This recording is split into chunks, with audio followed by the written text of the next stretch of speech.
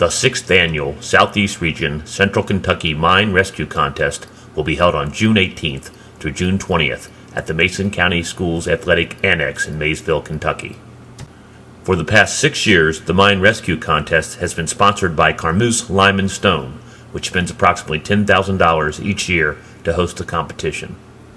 The contest is judged by officials from the Mine Safety and Health Administration, known as MSHA, in the mining industry. The 3-day competition will feature 11 mine rescue teams from around the nation competing in various contests. The mine rescue competition helps them to learn by practicing, so that when a real incident does occur, they know what to do.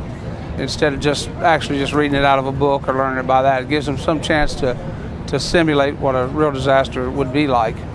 One of the highlights of the event is the all-day field competition held inside the school's athletic facility, which will be held this year on June 19th. During the field competition, MSHA officials simulate a mine disaster and judge teams as they work to rescue trapped miners, whose roles are played by students from Mason County schools. Right now, what you're seeing right now going on is a team is outside this barricade area. This is a barricade area where you're going to have a person inside of it. And once they get inside, airlock themselves through, they'll be able to go in and see what's wrong with this person.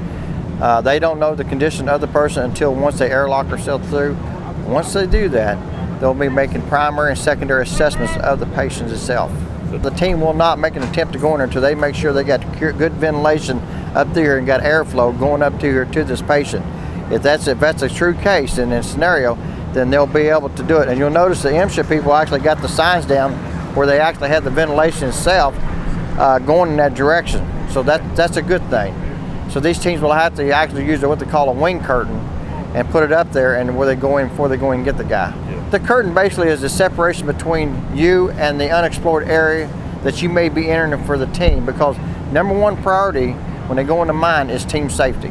In the field competition, the teams are actually out there looking for a scenario they have set up for them, and they have placards on the ground indicating what the problem would be in the mine. You just have to solve it. They give you the problem itself, but the solution is up to you how you solve it. It's critical to MSHA to know that its mine rescue teams are prepared in the event of an emergency. This is the only type of event that we have to put these teams under some stress, put judges on top of them, put news crews on top of them. The actual competition of trying to win a trophy. So that's the best or the closest that we can get to a stressor for these teams that puts them in the best real-time event that we can provide. In this district alone, we've had 5 events where we've had to call mine rescue teams out. We've had one event to where we had 3 people that were unaccounted for about an hour and 40 minutes. And until you find those people, everyone's stress level, not just the mine operators, not just the miners, but MSHA stress level is at a pretty high peak, and you do that. But we also, what's an extreme value is that these teams can't endanger themselves either. You can't lose people to recover others. So the rules, and they've all got the rule book, no endangerment to themselves, just to rescue other people. So it's important that not just the mine operator know, but us as a regulatory agency, the state of Kentucky, that we know that our teams are the best trained possible. If something was to ever happen, we will be able to go out in a real disaster and be able to try to rescue what survivors that are inside a mine disaster that may have happened.